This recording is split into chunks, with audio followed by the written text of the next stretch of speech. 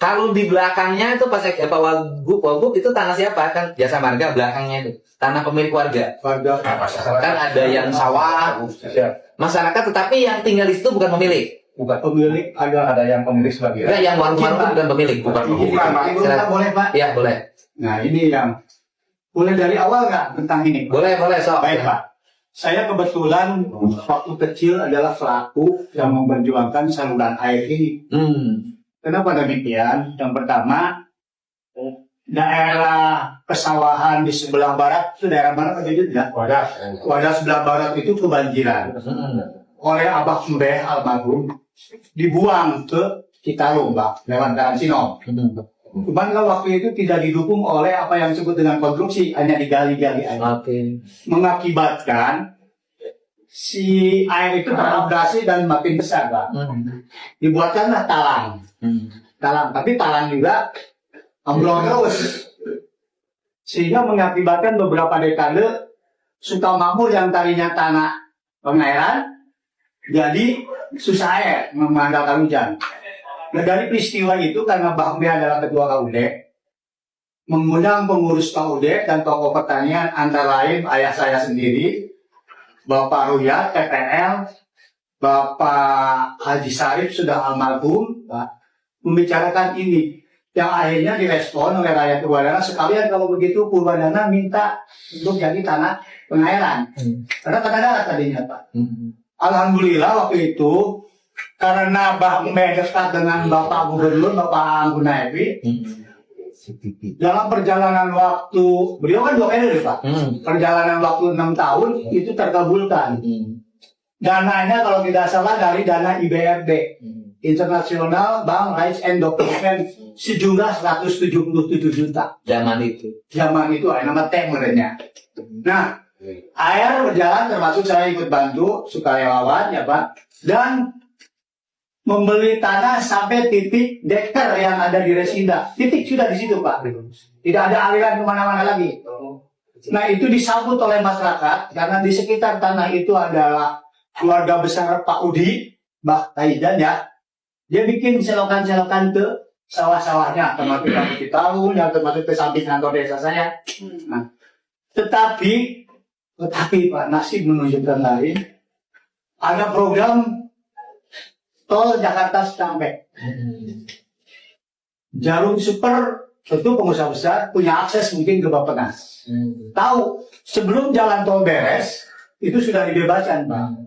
Yang akhirnya di Purwadana baru 1 kali tahun panen Pak. Sudah tidak lagi ada sawah. Nah tinggal sawah itu sampai dengan yang di belakang pasir Gebluk. Saya kemarin nonton, kalau tidak salah di belakang mobil apa tuh yang ada PLN itu Pak, berapa hektar ya. Nah tinggal itu bukan wilayah Purwadana, kalau Purwadana dari Gebluk Pak. Nah itu begitu Pak, tidak ada pesawahan nih. Dan kemudian masyarakat di situ karena tidak ada aliran air sudah mulai Pak, ya itu digarap oleh masyarakat dan kesininya dikuasai oleh PT Resita yang saya waktu itu sebagai aktivis pemuda karena pernah menanyakan, kok Resita menguasai? Beliau sewa dari PJT, betul nggak? Ada PJT. Beliau sewa resmi. Nah, itu Pak ceritanya. Nah, jadi di Purwadana itu buntu Pak. Tidak ada auran air kemana tanah negara kabel itu. Dalam hal ini saya akan mengatakan, saya sangat setuju tanah ini kembali Pak, diambil negara. Di dalam rangka pertama untuk edukasi agar setiap orang paham betul bahwa ulah sokabitaan ku lain hakna. Ya tanah batu dijualan, akhirnya korban jalan air akhirnya di Purwadana. Bercara di Pak, nungguan apa ya? Orang cari. Ini bingungan mana enak. Ya bentar dong. Anda kan di giliran saya dong yang ngomong. Ya. Saya selama ini diam, Bung. Ya. Nah, itu. Tapi saya kemarin juga dengan Resina, enggak masalah Pak, memang kami sewa. Kan gitu. Nah, kemudian ini dibuang harus kemana? Kan gitu, Pak. Nah, tanah itu 94 sudah tidak ada mengalir. Dan kemudian adik-adik menjadi ramai perubahan. Nggak ramai ya, teman. Nah, kemudian interchange jalan tol masuk, tetapi tidak membunuh saluran air, Pak. Dia tetap bikin gorong-gorong, makanya kemarin waktu digali ada kan masih ada. Cuma yang 10 ada anak, tutup udah. Nah itu Pak barangkali. Nah dalam konteks sekarang air ke Purwadana kalau mau dialirkan buat apa? Pertanyaan kan itu Pak. Saya setuju itu diambil alih. Barangkali besok buat penghijauan atau apa. Kemarin sudah ngomong saya dengan dari PJT waktu di rumah. Lalu untuk penghijauan atau apa kan untuk edukasi dan lain-lain. Saya dalam hal penyaluran air ini Pak Junaidi yang paling konsen. Kemana cair. Ada yang lebih dekat sebenarnya Pak. Itu dibuang ke Karangsinom, itu ada aliran air Pak ke Citarum. Sebelum titik deker atau air bagi dipakai Padang Pak. Itu lebih dekat. Saya khawatir air yang terbuang dari daerah Wadas masuk ke Purwadana. Purwadana tanpa dikirim air Pak, tiap tahun banjir. Dari pertemuan Cibeet sama Citarum Pak. Di rumah saya aja 1 lutut Pak. Tahun 2021 kemarin. Apalagi Sumedang tiap tahun Pak. Tadi bicara ini mau dibuang ke Cisalak. Cisalak. Ini Cisalak yang mana Pak? Padahal itu kan kalau mau Cisalak berarti harus melalui Tanah Resinda Pak. Ya. Ini buntu di sana Pak. Tanah buntu selesai. Nah apalagi kalau di Cisalak tanah yang sebelum gebluk. Orang Google tadi pada nangis ke saya dan sekarang saya bawa surat Pak buat Bapak di masyarakat. Pada nangis, kalau buang di sini termasuk ada orang di sini. Kalau udah ini gimana kalau buangnya ke Salak di Cisalak di depan atau Salak depan, gebluk Google itu Bapak sama Jin Sukamanggur nasibnya Pak.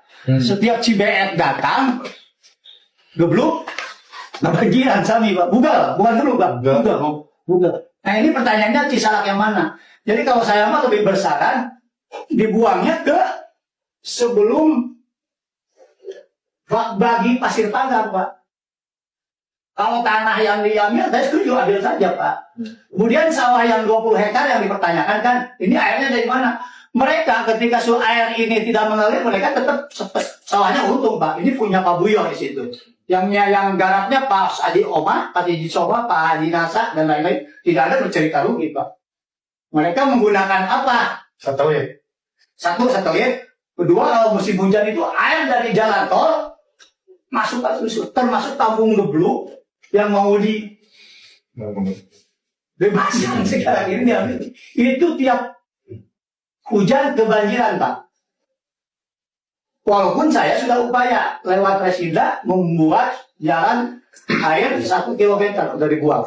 Nah, sekalian usul di depan Bapak, sebenarnya bukan ke Bapak, saya ke Pak Rusman. Tolong buatkan kebijakannya terah ini levelnya level gubernur maupun level kabupaten. Tolong tadi Bapak bilang tentang trotoar ya. Kalau saya lebih membutuhkan drainase kota Pak. Jadi dari Bedami sampai ke Citarum dibuatkan drainase agar air tidak mengalir ke kampung-kampung Pak. Dan setiap musim hujan itu ada kampung di belakang pom bensin Pak Wasma itu kebanjiran Pak semua. Dan sekarang celakanya nih, kalau kan celakanya udah saya laporan di Pak Bupati sih. Celakanya si jalan intercik ini bawahnya ambrol kan. Sehingga aliran yang dari Gempol tengah itu air dari mulai Kaleo atau bukan Kaleo dari Mandaya Pak. Dulu kan nyebrang ke Gedung. Sekarang tertutup itu drainase yang dibuat oleh interciknya. Dia masuk ke tabung Gempol tengah Pak. Air numpuk di situ sehingga kalau musim hujan, kalau hujan nih kemarin aja bisa ya kebanjiran Pak. Jadi saya mohon sekalian ketemu Bapak nih ya, tolong itu drainase kota dari di pinggiran jalan tol lain trotoar panggienkeun. Drainase kiri kanan Pak. Ulah bangunan nabi izinkeun Bapak. Kasaha nyariosna. Kan Papua Bu. Abi bingung ieu saha gitu. Kok izinnya MB mah kabupaten. Nya, ieu kana ulah izinna dipasikeun nya. Sementara mana maricin kocok, Oke. jadi katutan. Contohnya pom bensin, terus diskotik, anaya didinya, caikina, kampung gebluk Pak. Terus sebelahnya lebih kamu soal yang di kampung Pasir Buah tak tutup Pak. Terhujan unggul, kayak musim banjir, terhujan tak tutup. Gitu. Jadi ulah izin dari pasihan, tapi sarana nggak ada airnya rakyat yang jadi korban tuh kalau hujan turun sudahnya air drainase mah kehalangan Itu saja Pak. Ya, baik Pak, terima kasih ya. Jadi concern pemerintah, Nama saya Heriana. ya, concern pemerintah Provinsi Jawa Barat hari ini adalah membangun dengan nilai-nilai estetik, akademis, filosofi, dan historis. Jadi bisa lihat Pak konsep pembangunan jalan di seluruh provinsi hari ini seperti apa. Nah, kan kita ini hari ini terjadi kekacauan dalam pembangunan. IMB yang diberikan itu lebih pada administratif, bukan teknis. Sama dengan mobil kir, yang diperiksa adalah kantongnya, bukan mobil. Itu sama, Pak. Nah, ini mau kita benerin. Nah, sehingga kan kita ini semua hari ini orang bangun sendiri-sendiri. Apalagi Kerawang kan bangunannya luar biasa. Izin untuk perumahan mewah mempertahankan dirinya.